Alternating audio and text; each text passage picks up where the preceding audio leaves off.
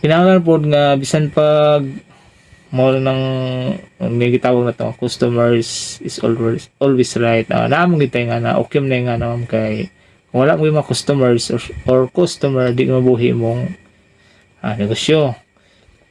Mapuwi sweldo sa mga tao nga ug namay kay mga bayaran, mga bills or nag-rent pa ka na nga building, nga na itiki nga mabaryonon. Kinahanglan pod nga maayo pud ka. Stricto man tod ka pero kabalo ka mo dala og kung sa kuan ba mo gitik-gitik ba. Di lang po sa customer sa imuha lang po ning sa mga ginsakpan nga mga employees. Para po nga mo-growth gyud imong kuan. Nga maayo ka modala sa imong employees, may po ka modala sa imong kanang customers.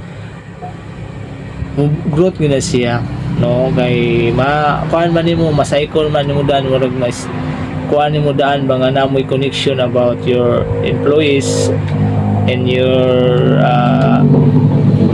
customers. More example ako ma'am sa kuan sa in short ang CRM about ni sa pagsabot nimo sa customers. Nice relasyon mo sa customers at the same time nakabenepisyo ka sa imong negosyo.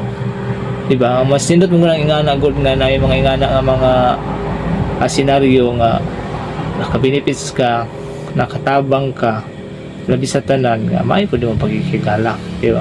Mo niya kung kwensong example sa CRM ma'am. And then napod tay learning objectives. Define. It means advertising and explain its role within the broader marketing strategy. Define nang gitag-define tukuyin atong tukuyin ang kana nga products or kanang kuan sa imuha gi endorse sa imuha ba. Syempre ikaw may mo negosyoan na pag-abot sa imuha.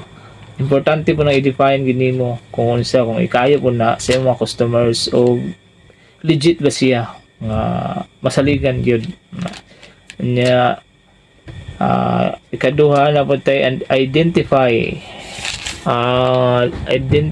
the key components involved in advertising decisions including target audience, message, media selection, and budget.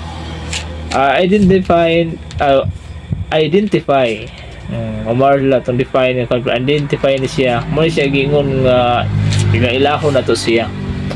Ang ilahon na to ang atong gikuan nga pananing kwantag advertising atong partner sa advertising masaligan ba ni